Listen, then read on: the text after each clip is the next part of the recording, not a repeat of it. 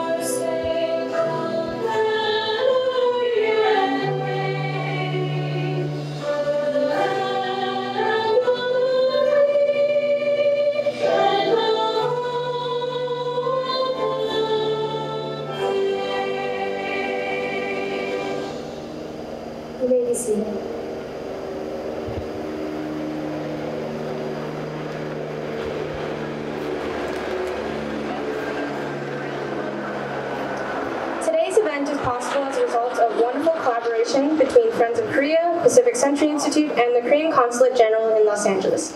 We will first hear welcoming remarks from our host, Consul General Young-Won Kim, and congratulatory remarks from Mr. Spencer Kim, co-founder of the Pacific Century Institute, and Mary Brody from Friends of Korea. First, I am pleased to introduce our host, Consul General Young-Won Kim, for a welcoming remark.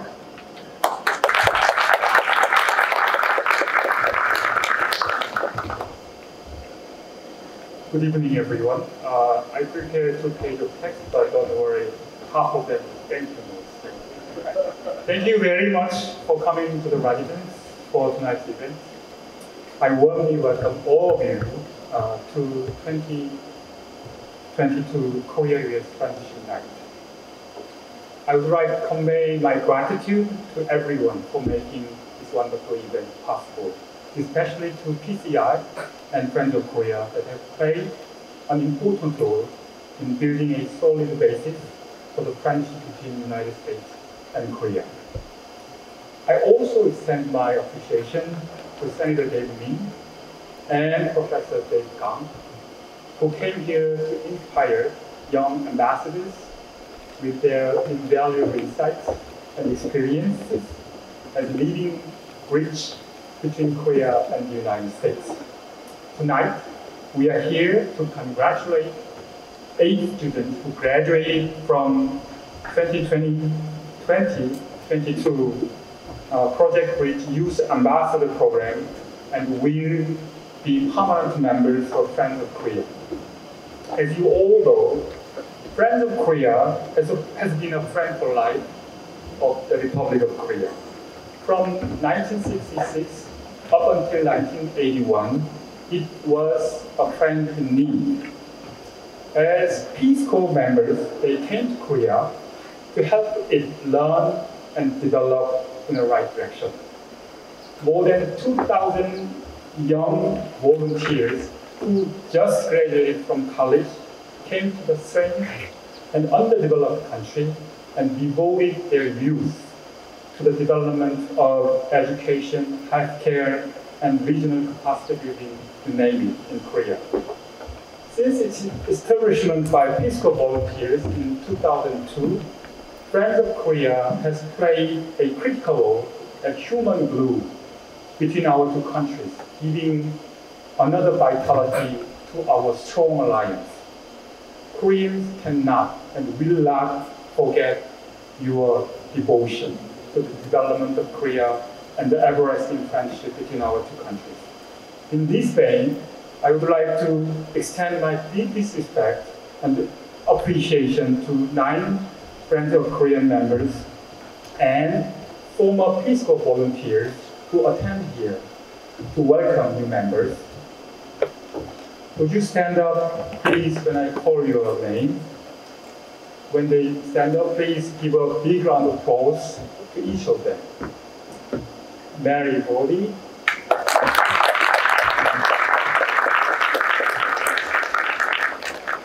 Cheryl Davis,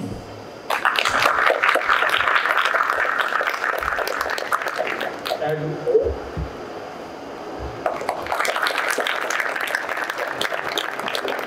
Joseph Black-David,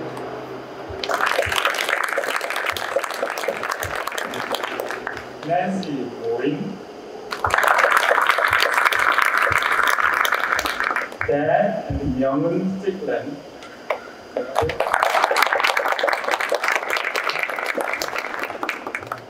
Jean Stroll,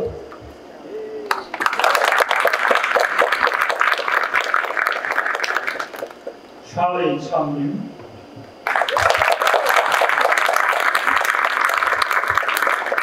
thank you very much.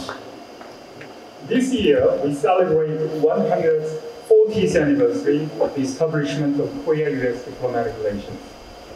Since we signed the treaties of friendship, commerce, and navigation in 1882, the relationship between our two countries has developed into the most successful one in the region. It renews its culmination by proving its value every day as a linchpin for peace and prosperity in the region. As a recently announced President's joint statement shows, the ROK-US alliance has grown far beyond the Korean Peninsula into a comprehensive strategic alliance, expanding its pivotal role of our countries as global leaders in democracy, economy, and technology. During the summit last May, the two leaders are unified in common determination to deepen and broaden our political, economic, and security, and people-to-people ties. I personally noticed the last part of the determination, people-to-people ties. I believe Korea and the United States has many valuable human resources, which bond our two nations more firmly as whole. They have always been Korean War veterans and Peace Corps volunteers. Now, I believe the next generation of Friends of Korea members, including young ambassadors, are among them. You are the next generation of human glue who will bridge between Korea and the United States in the future. Once again, congratulations for the graduation, and I ask attendees to give a big hand to students for their next step as Friends of Korea. Thank you.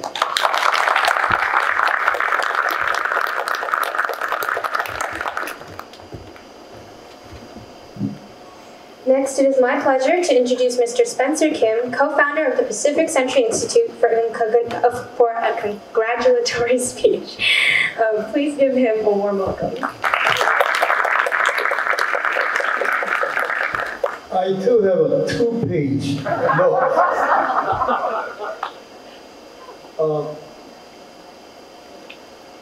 As I was looking at the participating members today, they were Peace Corps. Peace Corps, there has been is being represented.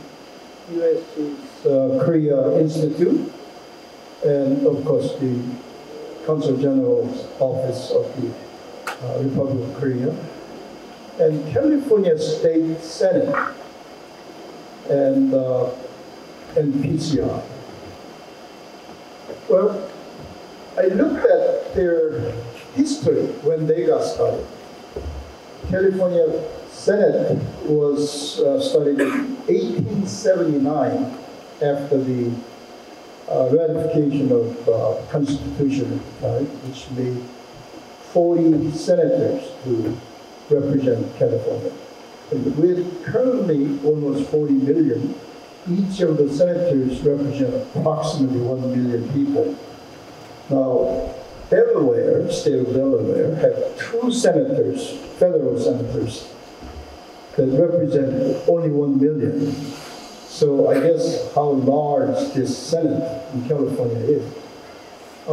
It's a 143-year-old institution. Republic of Korea, the way officially instituted was 1948, so it makes 74-year-old institution. Peace Corps was instituted in 1961, then by President Kennedy, and it makes them 61-year-old.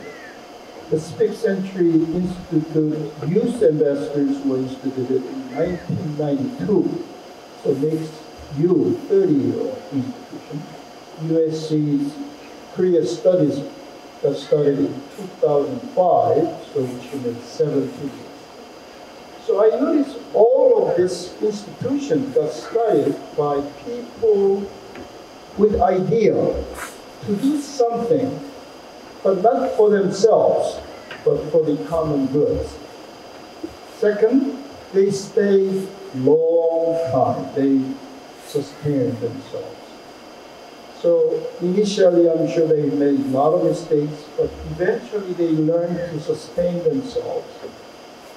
And many others concurred with their goals and supported. So they are still here. So then you look around the gathering here today. We are not a homogeneous group. We have man, woman, old, young.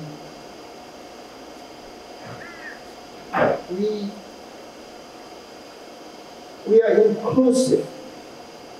And I didn't talk about religion, but I'm sure we have lots of different religions represented here. So this is what you have, youth ambassadors. And your goal is to come up with some ideas that will work for the common good and mobilize everyone around you for sustaining growth. Thank you.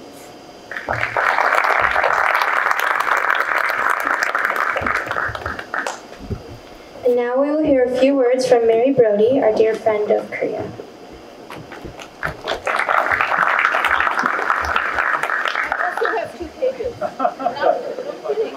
But mine's in 16.0.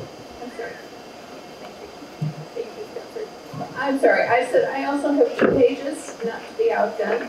But mine is in 16-point font because I have some vision problems. And so, anyway, it's 2 pages. Good evening. I'm here representing the Friends of Korea this evening. And we're here to welcome 8 youth ambassadors as the newest lifetime members of Friends of Korea.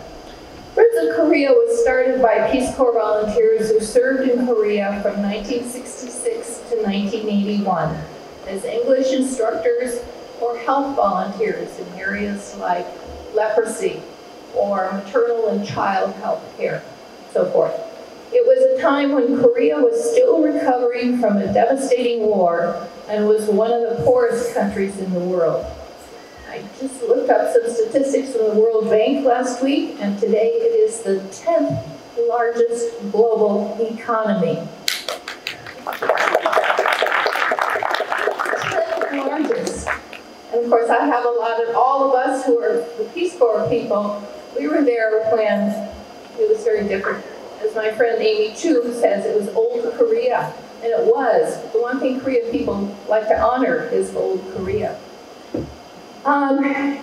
So it's been amazing for us as former volunteers to witness the miracle on the Han within our lifetime. And the miracle on the Han refers to the modernization of Korea. We've already had the Peace Corps volunteers and teachers stand up, or Peace Corps volunteers stand up. But here tonight also are at least 2 of our former teachers. And one of them was mine, so Im Chun Bin Santainium, will you please? Im Santainium, he was on my training staff.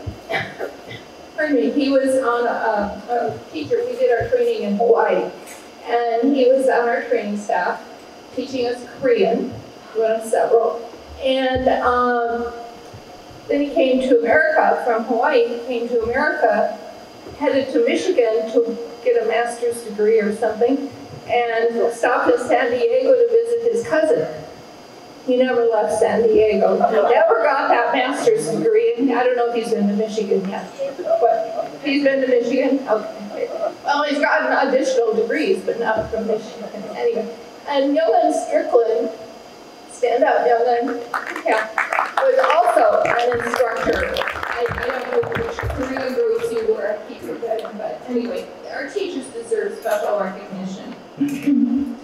Youth ambassadors, the reason for the Friends of Korea partnership with Project Bridge is to offer you a network and an opportunity to continue your interest in Korea. We can be a valuable resource to you as you begin your college studies or for your next high school history paper. You'll receive your membership card later this evening. Part of Peace Corps' legacy in Korea is that since 2009, Korea has had its own version of a Peace Corps. They used the Peace Corps model to develop a global volunteer program called World Friends Korea. I don't know if that's on the itinerary of the ambassadors who are going to Korea in a couple weeks, but it's very interesting to visit their training site. Just as Peace Corps served in Korea when it was a developing country in the early stages of development, today Korea sends volunteers to countries around the world to assist them as they struggle through similar development issues. The vision of World Friends Korea is a better world through sharing and learning. And sharing and learning is what Project Bridge, Peace Corps, and World Friends Korea are all about. I think that's a common mission they all have. Very heartfelt. I want to say, when several of us Peace Corps volunteers gather, we oftentimes refer Consul General Kim to Korea as Urinara, our country. That's how we refer to Korea. That's really how, what do I want to say, how heartfelt our feelings are towards Korea. There are many people who made tonight's event a reality, and one of those is Angie Pak. Where is she? Over here. I was going to say, look for her, very pregnant. Angie Pak is the manager of the Youth Ambassador Program. She selects them, she nurtures them, makes sure they have meaningful workshops and classes for about 6 months. And now she's working on the final plans for their trip to Korea, which will be in early July, starts in early July. So, thank you, Angie. Thank you. Also, once again, Consul General Kim, thank you for graciously hosting this celebration. You have a beautiful setting here. And also a couple people I have to recognize because they're great help over there standing against the table, or the door. Dr. Mi-jung Beck. Raise your hand, Mi-jung. And Consul Hye-jun Kim. And Consul Kim is fairly new to her role, only about 3-4 months, and we're delighted to be able to work with her. So thank you so much, and thank you all for coming.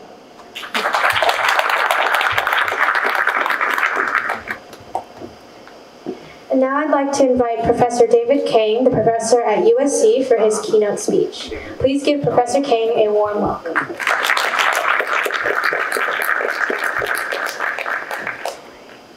Hello. Consul General Kim, thank you. Spencer, it's so good to see you again after 2 or 3 years of being in lockdown. Mr. Peter, Kim, Mary, particularly all the students who are here. First, I want to apologize. I ended up just sort of talking at them. It was like a whole group, and they were like, who is this guy? I'm going to tell you a little story. So my father, before he was 20 years old, he started life twice with nothing but what he could carry on his back. He lived under 6 different political regimes.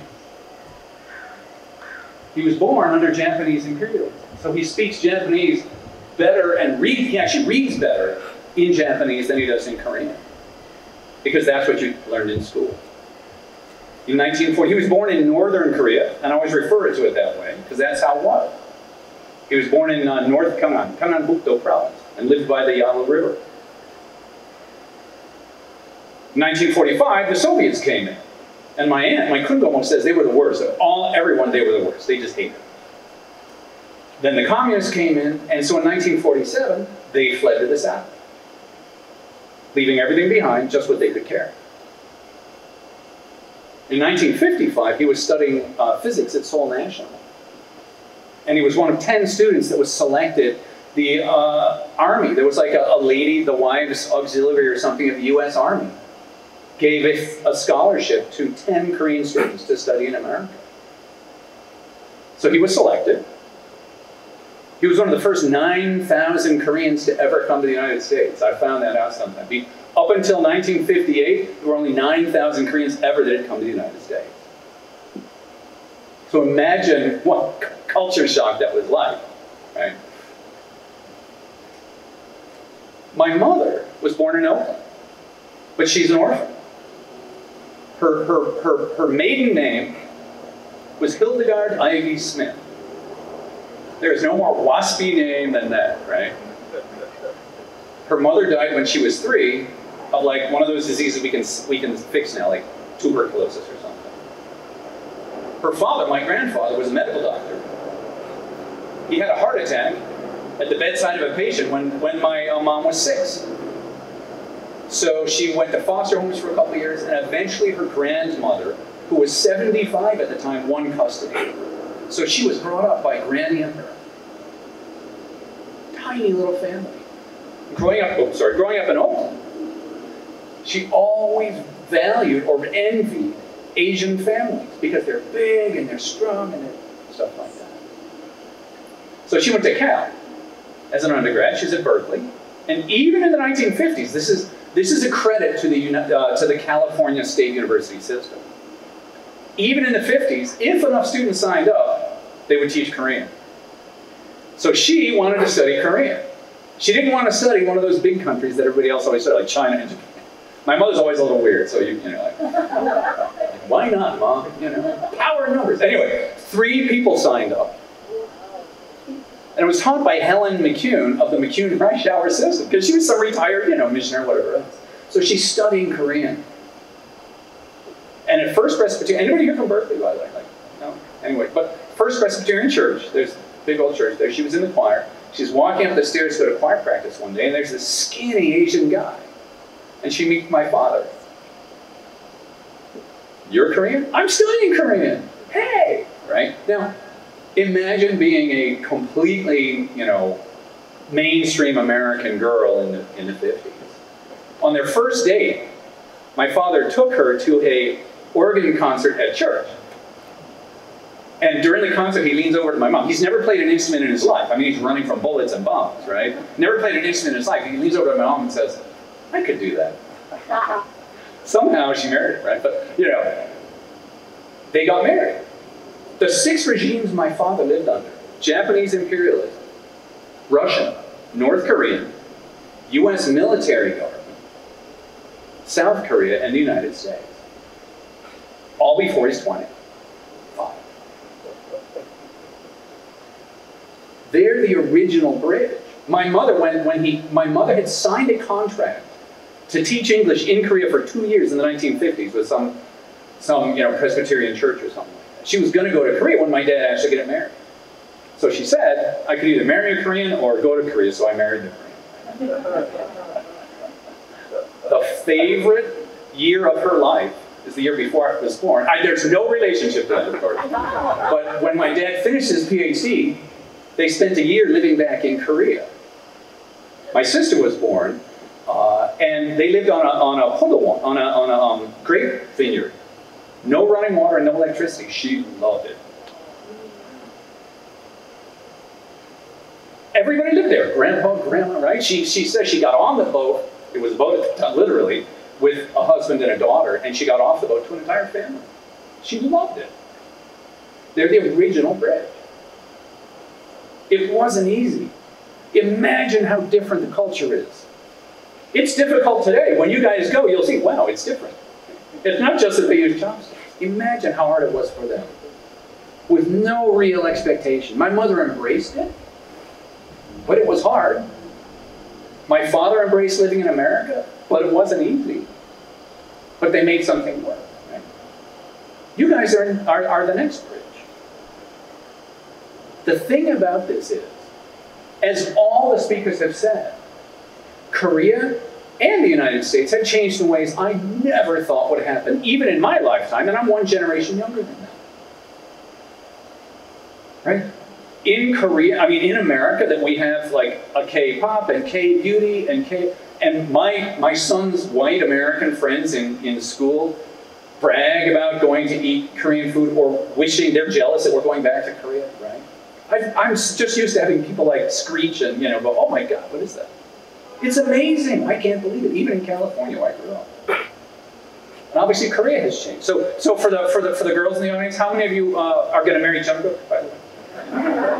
BTS, right? You're all bummed that they broke up, right? It's incredible to me that that's happening.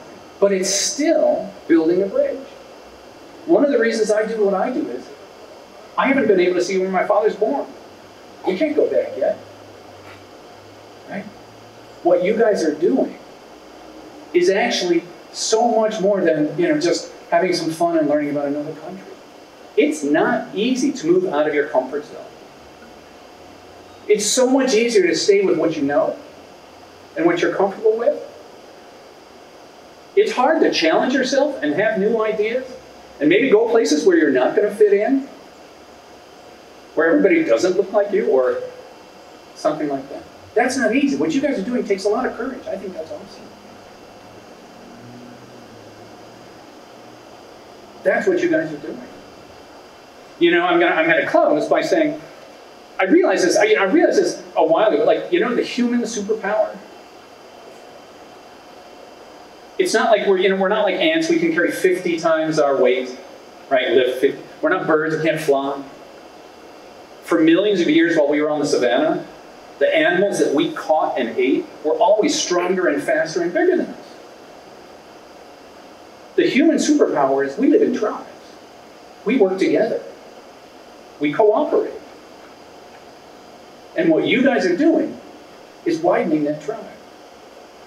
And I think that's great. So congratulations.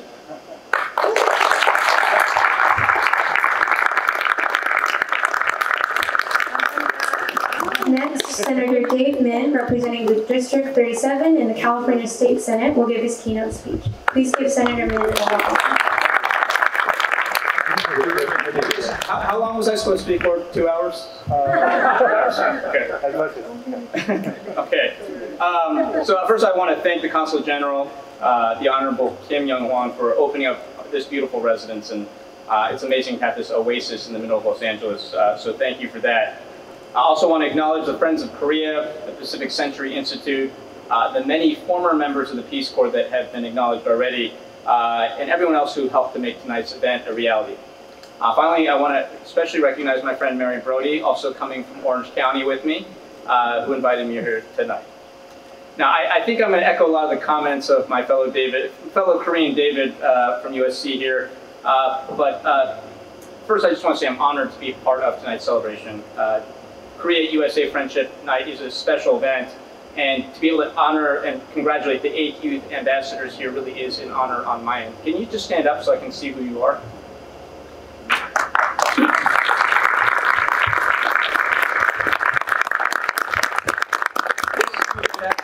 An exceptional example of the type of intersectional, international bridge building we need to create stronger cultural and transnational connections.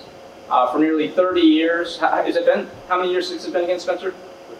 30, okay. For 30 years, youth ambassadors like yourselves have been reaching across ethnic and cultural divides and building the experiences and skills to help tie our different communities together here in the US and abroad. And you're an instrumental part, you're the cutting edge of the tip of the spear, I guess, in our efforts to develop closer relationships between Korea and the United States at a time when I think that is more important than ever. I know I speak for many when I say I'm proud of you and look forward to seeing what you'll accomplish as our next generation of leaders and bridge builders. So I was asked to speak about my own experiences as a Korean American growing up in this country and how it's shaped my views and my politics.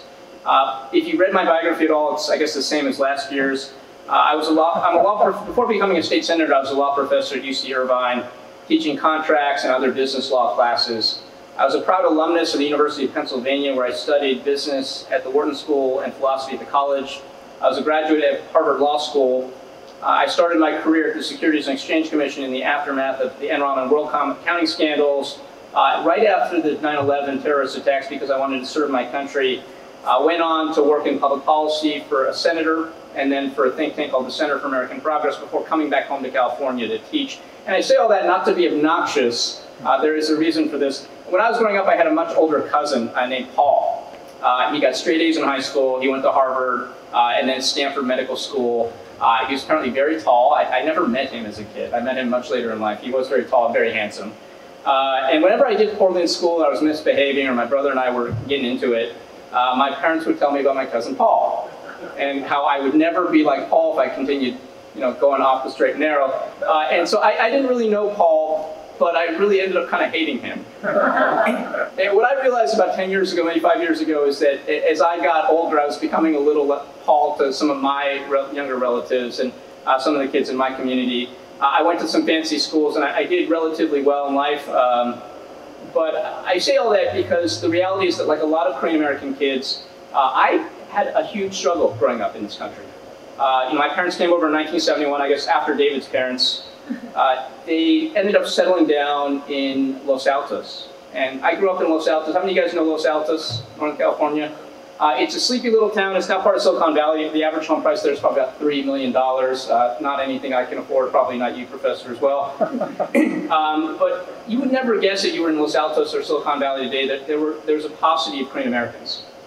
I had a paucity of Asian Americans. So I was one of 3 Asian kids until maybe 4th grade. I did not have another Korean American with me in my class until 5th grade. We had to drive 45 minutes to go to the nearest Korean restaurant. It was in Fremont. 45 minutes to go to the nearest Hangul-Kaki, or a Korean language class. 45 minutes to go to Taekwondo. And that's one of the reasons I'm not very good at fighting, and I'm very bad at speaking Korean. Nobody in my class, in my school, knew what Korea was. I was typically called Chinese or Japanese. When I talk about Koreanness or Korean food or Korean culture, people kind of lied over it because it just was not something that was on anybody's radar. And so today it's amazing to me to see the progress that Korea's made culturally, economically. My parents grew up in war-torn Korea during the war and the aftermath, and they would describe for me the stories of how they would be lucky to get an A. And I think you all know this, but I still like telling the story of why my parents like Spam so much, like so many Koreans love Spam. They now have gold-plated tins because that was the only source of protein, the Spam from American GI's rations. And so my dad would, my dad still keeps a lot of Spam around. Spam and eggs is like his favorite meal. And it all harkens back to that time. Back then, no one appreciated Korean barbecue, Korean food. We didn't have BTS or Blackpink or Ojingo Squid Games, Gangnam Style. None of that stuff existed. And so it's amazing to me. I've got 3 kids, 11, 9, and 6, and they, and my wife is not Korean. So my daughter told me the other day, I wish that I was full Korean because Koreans are smarter and cooler than other people. And I said, "Hon, that's kind of racist, so don't say that." But it was a tough time, and it probably didn't help that I was the shortest kid in my class, and then second shortest, and then shortest, and kind of back and forth with another kid. I was one of only a handful of non-white kids, and I had a big mouth and was super hyperactive. But at that time, I really did struggle with my Koreanness and my Korean identity, even as my parents tried to raise me to be proud of my heritage. And so I say that because I'm really appreciative of the work you're doing to promote those ties between Korea and America. And it really is very personal to me because I think our heritage as Koreans is really so important to acknowledge and appreciate. Korea is a country or culture with a 5,000-year history, except for 36 brief years when it was ruled by Japan. In 1895, the Japanese assassinated Queen Min, who was something like my great-great-great-grandaunt, who was trying to stop the efforts of the Japanese to take over the country. And following that infamous assassination, the Japanese took over Korea, declared it a colony a few years later, and this was, as we know, very traumatic to Korea's national identity, and that led to the first major mass outmigration of Koreans to America. First to Hawaii, and then eventually to California, in search of freedom and liberation from Japan. Many of them of the new Americans sent hard-earned money to the independence organizations in Korea to assist in our fight to regain freedom. Among them are people like Do-san Han, Chang Ho, considered one of the most influential figures in the independence movement. And these are names I did not know until college or later, and I would encourage you to explore our history, Korean history, because it is very present here in the Southern California area. Now we're facing a time when I think we see a lot of what I experienced as a kid rearing its ugly head again. Now I'm in my 40s. I thought we'd moved on. Korea's cool, Asia's cool. We've got successful academics, doctors, business members. Across America, we see successful Asian Americans, successful Korean Americans. And yet, of course, right now we're facing a very troubling rise in anti-Asian hate that has affected a lot of members of the Korean American community. But as we know, this is not something that's unique to our time. The history of anti-Asian racism is as old as the history of anti-Asian immigration to this country. And so in that late 18th, 19th century, as the first Korean immigrants were making their way to this country, newspapers were whipping up hysteria around the new yellow peril that Asian immigrants posed to Americans. Asian immigrants were subjected to extreme violence. I think we're the only ethnicity or only group that were imposed immigration restrictions, grossly discriminatory laws that prevented Asian Americans from becoming citizens, voting, serving on juries, marrying, or even purchasing property. The Chinese Exclusion Act prevented Asians, including Koreans, from immigration based on country of origin. And even after the Chinese Exclusion Act was repealed, strict racial or country of origin quotas prevented all but a handful of Asians from coming into this country. My parents came over in 1971. They were part of that first major post-1965 wave of Asian immigration. So the history of anti-Asian racism is well established, but I think many of us have been very surprised by the breadth and depth of anti-Asian hate that's arisen since the COVID-19 pandemic.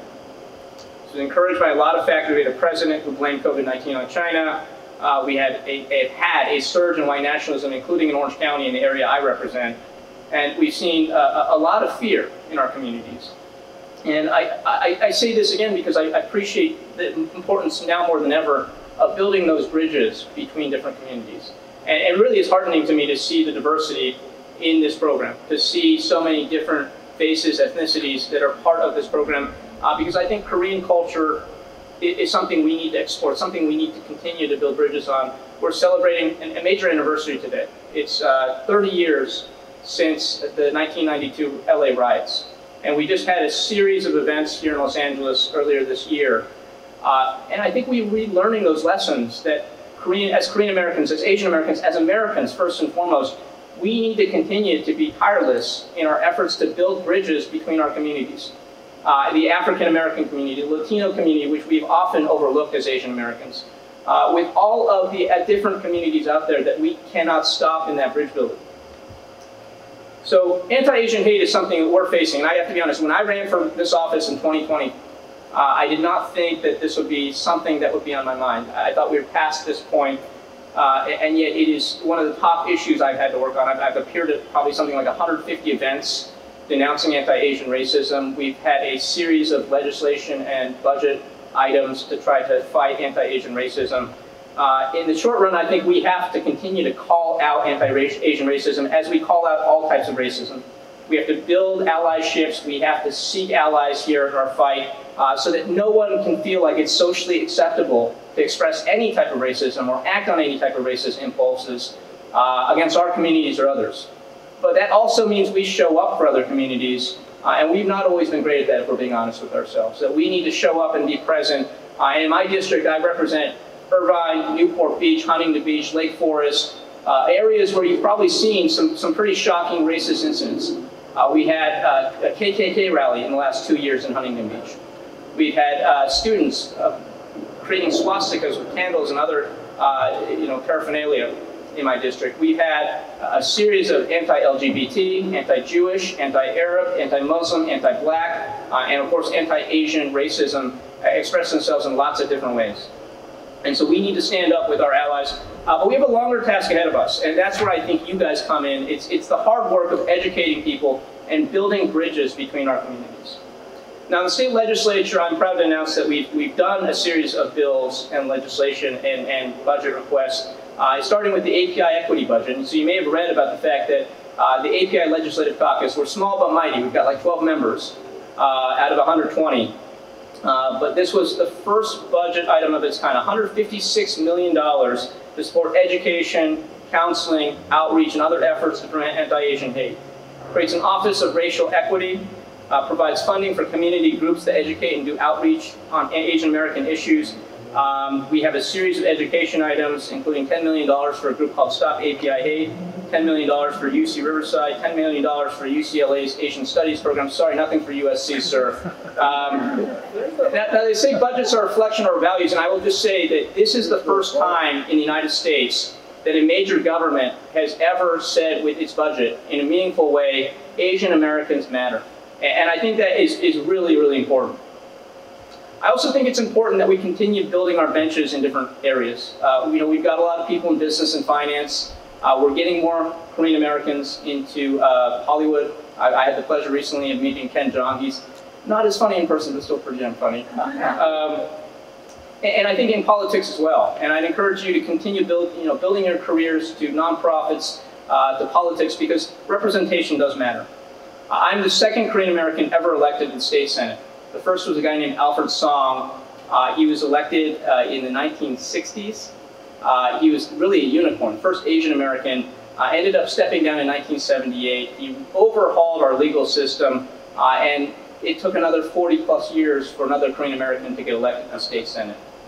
And I have to say I'm appreciative of the Korean American community, because I would not be here in my office without overwhelming support from the KA community. But I think representation does matter, and that's what I'd say. In my short time in the California State Senate, we've been able to push the envelope. We've been able to pass resolutions condemning anti-Asian hate.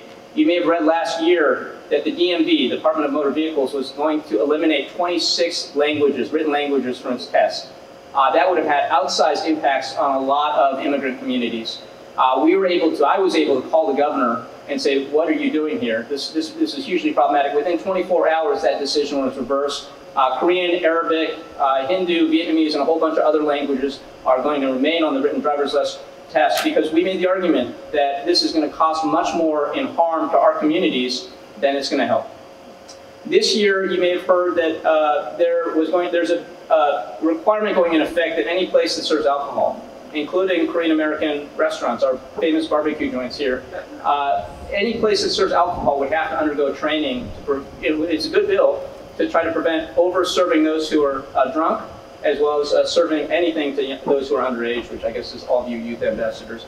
That particular test was only going to be in English and Spanish. And again, it's something where we called the Department of Alcohol Beverage Control to say, we need other communities represented here. We're able to make sure that Korean and other languages are going to be included in this written test. And that's going to help our communities, help our small businesses.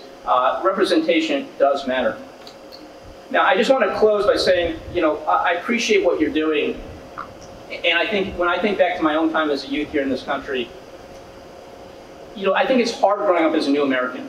And I know there are many of you who are not Korean, and all of us have this experience somewhere in our lineage, and that's the beautiful thing about America, of being a new American at some point. Somebody made the decision at some point, unless you're Native American, to come here to this country, come far away from home, adopt a culture, maybe a language, go far away from your friends and family because of the promise that America offers.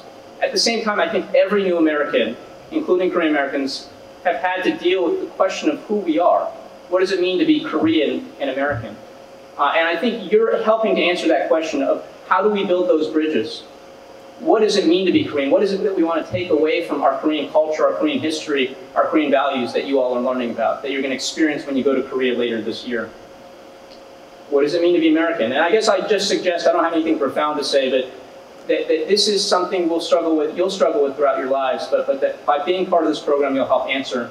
And I think our Korean culture and our values are as American as any other culture and values. That when we talk about Koreanness, maybe the emphasis on family, on education, on children, we think about the sacrifices that many Korean parents make for their children. Those are not just Korean values, those are very American values.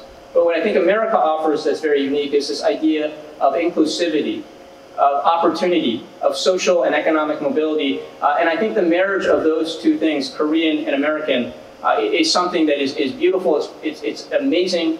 It's why we are here today. It's why hopefully you will continue to build those bridges between Korea and America. So congratulations to you all. Thank you for all you're doing. I really look forward to following your progress as we go forward.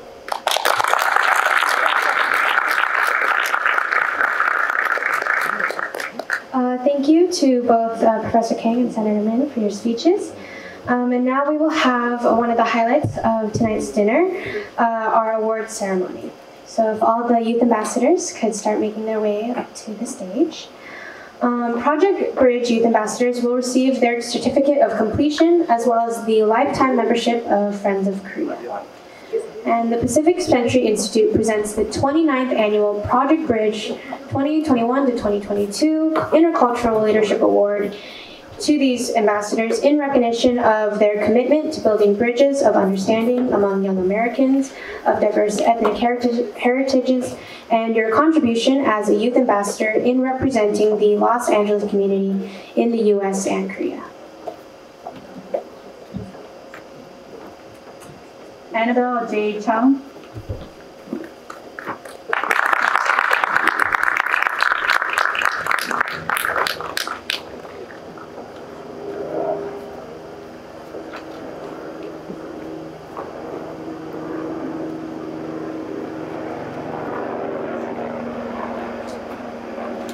And now each youth ambassador will do a, so we're happy to also announce that Senator Min's office has also graciously prepared the certificates for the youth ambassadors. Thank you very much.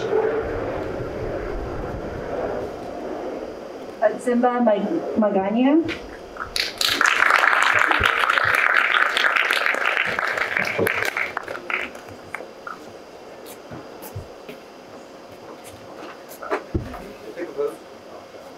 We have Yinglin Lee.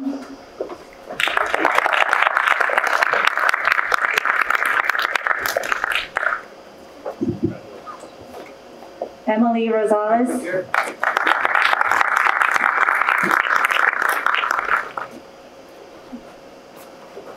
Sasha Rocco.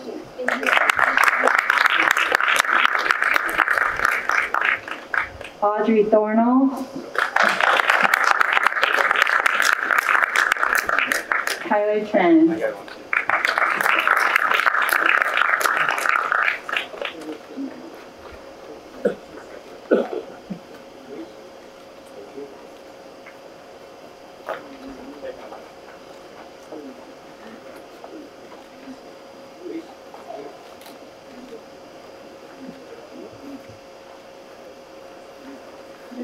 I'll take it on behalf of Eric C., who was unable to attend today. I'm much more informal. I just have first names. But these are your membership, lifetime membership cards and and a note, personal note to you. Annabelle?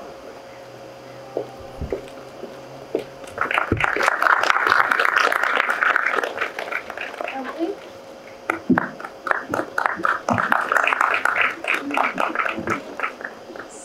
And Sasha?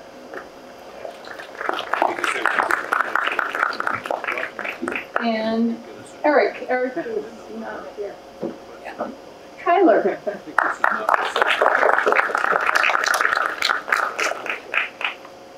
Tyler's going to be, well, we'll find out later where you're going. Audrey.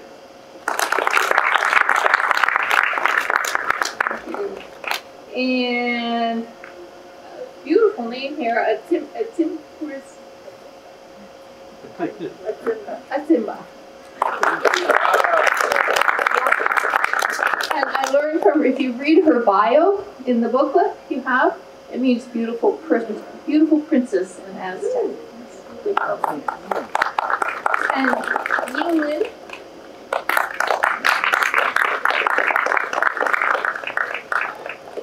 Welcome. Congratulations. We look forward to having you in Friends of Korea. Actually, there's a webinar going on tonight as this is happening that Friends of Korea is having.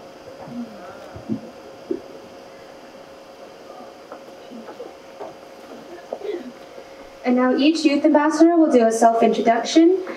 Youth ambassadors, please state your name, home city, and school and college you will be attending this September. Good evening, everyone. My name is Annabelle Chung, and I'm from LA, Koreatown, and I'm a rising senior at Downtown Magnets High School. And through this program, I developed an interest in international relations and political science. So I'm hoping to study at USC or Claremont McKenna College next year. USC! USC! Thank you for giving us this opportunity.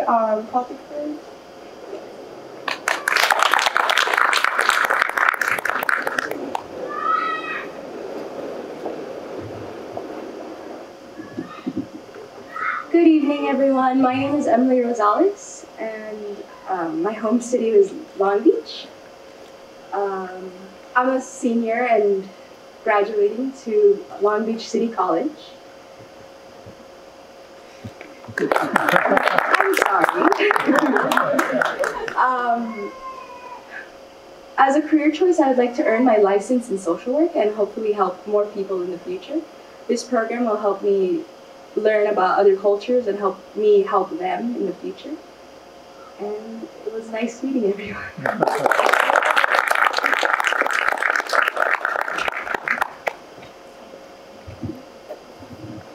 Thank you for raising the mic. Hi, I'm Sasha. Good evening. I'm a rising senior at John Marshall High School in Los Feliz, Silver Lake area, and I want to be a journalist. And being exposed to a culture so different from my own has been really enlightening, and I'm excited to use that knowledge in being able to write about Korea and write about what I've learned and be able to write about other cultures that I learn about in the future. Thank you.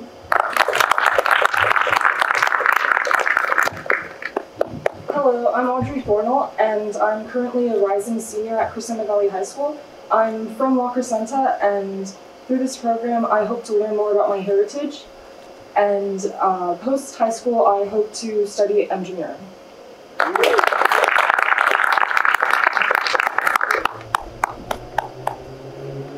Hello everyone, my name is Tyler Tran, and I'm from Montebello. Next year I will be studying computer science at UC Santa Barbara, and this program has made me really interested in Korean culture and language, so I also look forward to studying Korean there. Thank you. Hello everyone, I'm Atimba Waranya. I'm from Linwood, and I am a rising senior at Linwood High School. And post high school, I wish to study teaching or chemistry. Thank you. Hi, good evening. My name is Yinglin, and I immigrated here from China, but I currently live in Lincoln Heights, Los Angeles. I have interests in economics and communications and hope to major in these in the future. Thank you.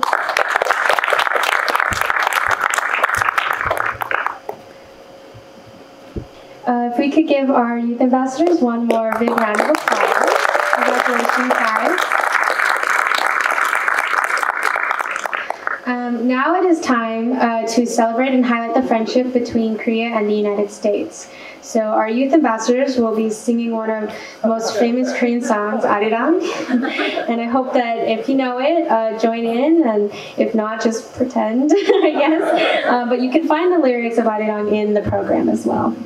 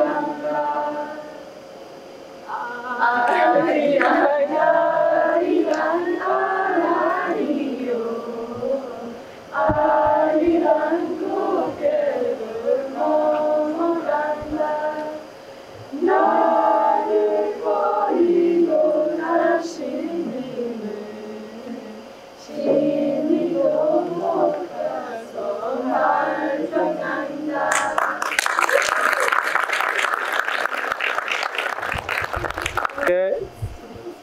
So you guys are ready? 1, 2, 3. One more. 1, 2, 3. Okay.